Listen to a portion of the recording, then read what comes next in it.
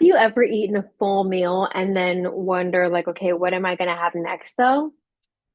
Yeah, that's food noise. And we're going to talk about that today because this isn't just hunger and having like a higher appetite. This is food noise. And food noise is something that I just thought was normal because I had dealt with my whole entire life.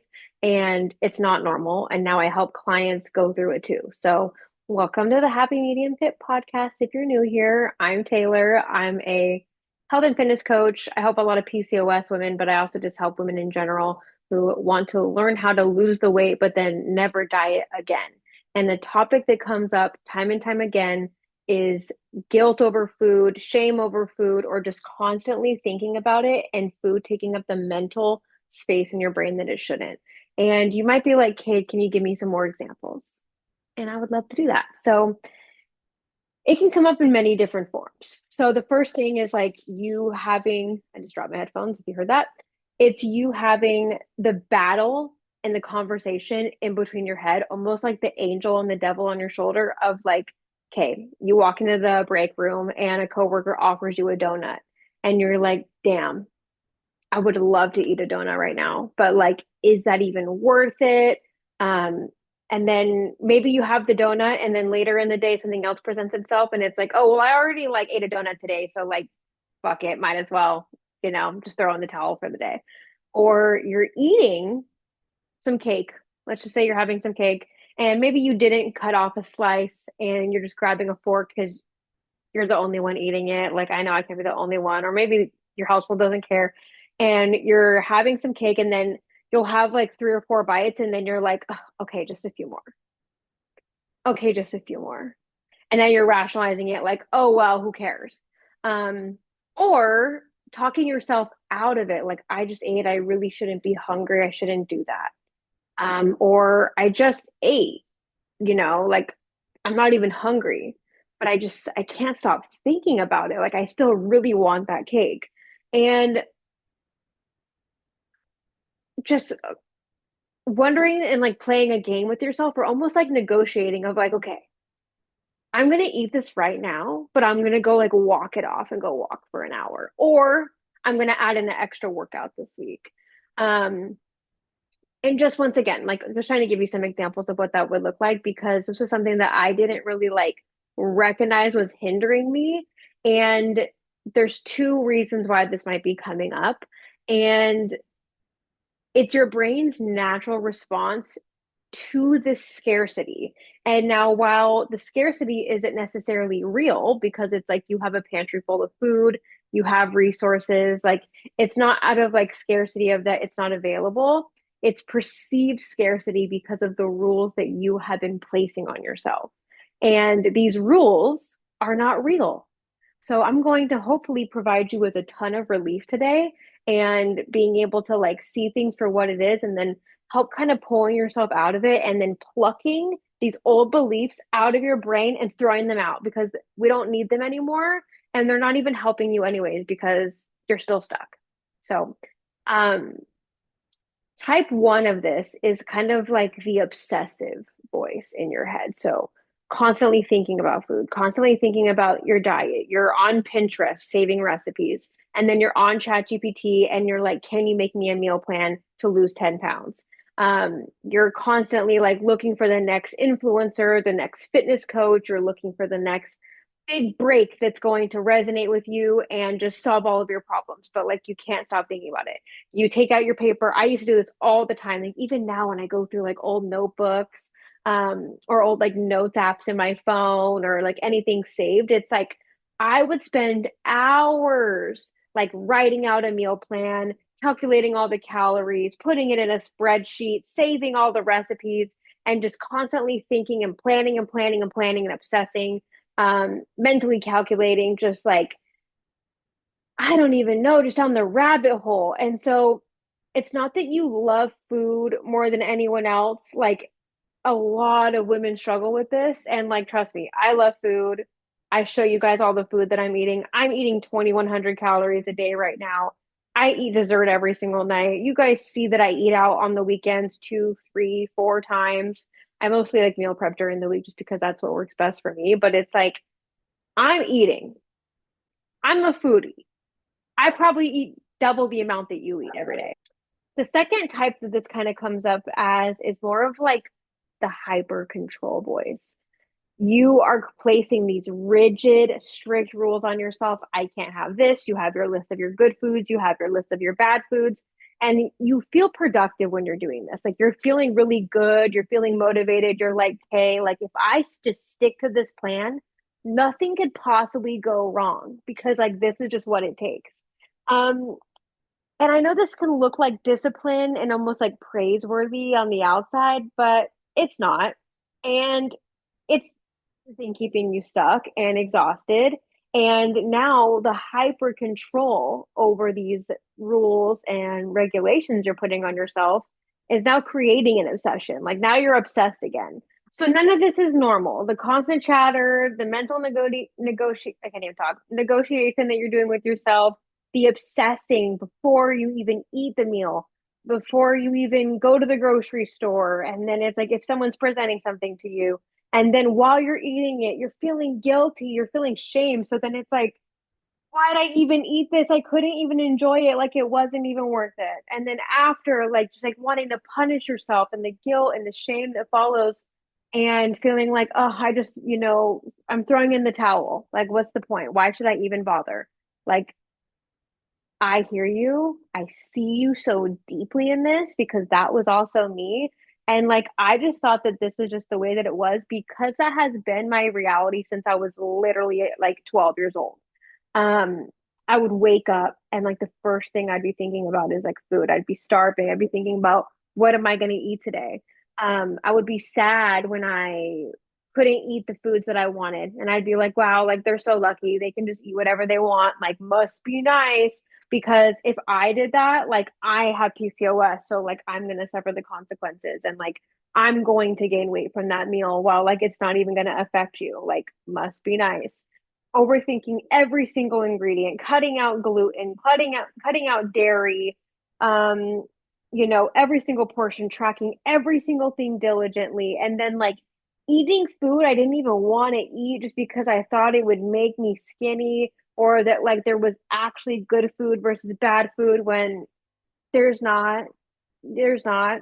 Um, and once again, like food just being like all consuming and like really all I could think about. So this is often because we are so hyper fixated on losing weight. Like you just want to move more and eat less, and this really can backfire on us. And once again, it doesn't even work. So like I really just want you to sit there and like take a second to like recognize that and be like, hey, well, it doesn't even work. So why am I still trying to suffer my way through this? Why am I still trying to abide by these rules that don't work or have any return on investment? And the diets, I feel like do quiet it temporarily. Once again, it seems productive. It feels like a temporary relief because these strict diets give you rules to follow. And then it helps you almost quiet some of the food noise because then at least you're not spending time wondering what you're going to do. Like there is something in front of you that says like do this and don't do that. This airplane, if you can hear that. Um, and so the rules did the thinking for you essentially. But once again, these rules aren't sustainable by definition or by default. So every time the diet or the detox or whatever the fuck you're doing this week ends, a food noise just comes back.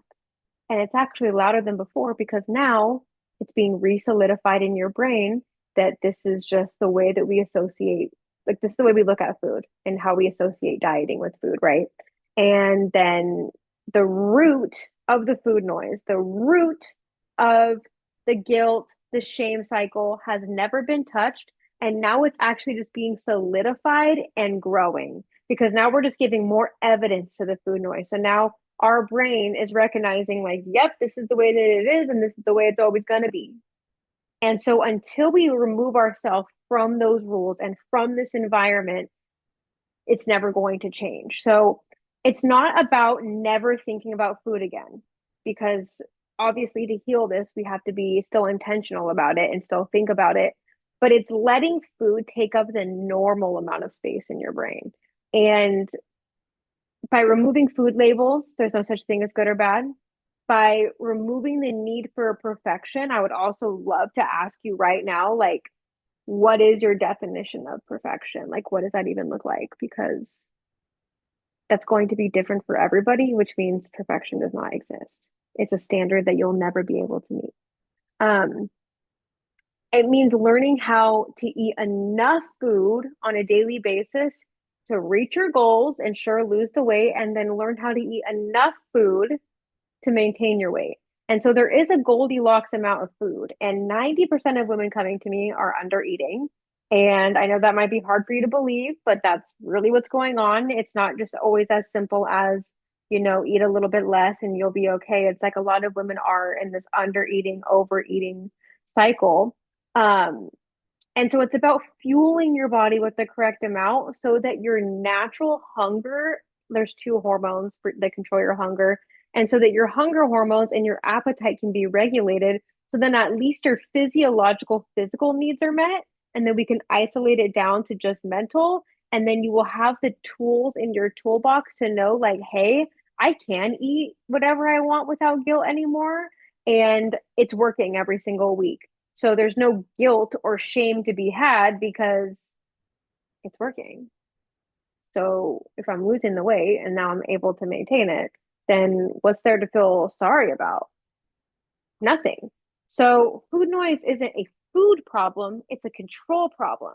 And your brain has been trying to manage this lack of control, maybe in other areas of your life, or maybe just about yourself or your insecurities or your self image. And so your brain is then trying to take the chaos and the lack of control and bundle it up into something that you can control, which is your food. But then you're taking it to the extreme to make up for the lack of control everywhere else. So let me just say this is what we do inside my program because you deserve a quieter mind. It's not a pipe dream. It's not a must be nice. Like, I literally never thought there was going to be a day where I wasn't like so obsessed with what I'm eating every single day. And yeah, I'm just not tripping off of it anymore. And you have to do the real work. It's not going to be a diet. Um, you have to do the work of everything I just said of like laying it out, identifying the root cause of it, making sure that your body's physiological needs are met. And then we can kind of like peel back the layers and actually help you remove food labels and actually help you heal your relationship with food. And so the first thing that we do when we're trying to silence this noise and heal your relationship with food is once again recognizing it, right? Because awareness is key. So awareness is step one. And if you're aware of it but don't do anything about it, then it's pointless. So we have to take action, right? So recognizing that food noise is real and happening to you is the first step. Second, we dive a little bit deeper into finding the root cause of it. So once again, like, where is life feeling out of control? This is where things get deeper and where the workout and nutrition plan, meal plans aren't going to help or fix anything, right? Like, we have to do the mental, emotional work to be like, hey, was I not safe as a child? Am I not safe and in control right now? Where in my life feels chaotic? Find it, identify it, name it, and then we unpack that. Maybe it's just about your body image and that you've just never felt in control of your own body and your own actions, and you've never been able to be consistent with anything in your life. Maybe you're someone who starts something, you can follow it for 2 weeks, and then you fall off, and so you don't trust yourself anymore because your words mean nothing, because your actions time and time again just show that, like, you can't follow through on your word with yourself. And like, maybe it's that, maybe it's just your relationship with your inner self trust. Maybe it's your relationship with trying to be perfect, and always wanting to be the best, which once again, it's good to want to be elite and the best, but perfection isn't real.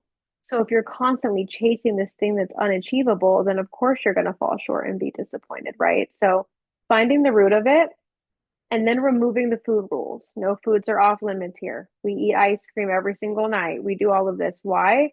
Because if nothing is forbidden and nothing is taken away, then there's nothing to obsess about anymore. Because you know that you can just have the ice cream and you can have the donut and you can have the cake and everything's going to be just fine. And so that's the real work that we do inside my program is I get to teach you, okay, this is how much food you get to eat on a daily basis, and you best be fitting in dessert every single night. And then when you check in with me at the end of the week and we see that it's working, then your brain is going to be doing the rewiring. And then your brain is going to be unlearning all of the toxic diet culture that's been shoved down your throat since you were 8 years old, that once again doesn't work anyways. So if you're tired of chasing hard and discipline and grind harder and nobody cares, keep going, and you want to actually have something that feels good and in alignment and that is very simple and is very just easy as 1, 2, 3, then you're in the right place. You can listen to the rest of my other podcasts where I walk you through this in the process. I don't gatekeep over here. Everything I do with my clients is free information for you guys. I have spent years figuring this out, becoming a coach, helping over 100 women, and like I don't want you to have to suffer and struggle through this for 15, 20, 30 years. I want you to be able to heal it. And so everything here gives you the tools to do it on your own. But if you want the extra support and you want the extra accountability, then I'm obviously your girl. I'm here to tell you there is a day where you will wake up with confidence. You will not have to think about what you're going to eat anymore. You'll just know what to do, like brushing your teeth in the morning. You'll know exactly what your plate is supposed to look like, what your full day of eating is supposed to look like, and how to actually eat all of the foods that you love and not have to do any extra cardio or any extra workouts, and just have a quiet, peaceful mind and truly be able to have your cake and eat it too. Like it's very, very achievable. You just have to be willing to do the opposite of everything that you've been taught. So if this hit, let me know. Shoot me a message on Instagram. I love connecting with you guys and just having conversations and seeing, what really resonated with you or what you're working on. And then if there's any other things that I can do to support, I definitely will. If I have any resources to help you with what you're working through, then I will send that to you too. So shoot me a message, follow for more, and rooting for you always. This was a short one today, but I'll catch you guys on the next one. Love you. Bye.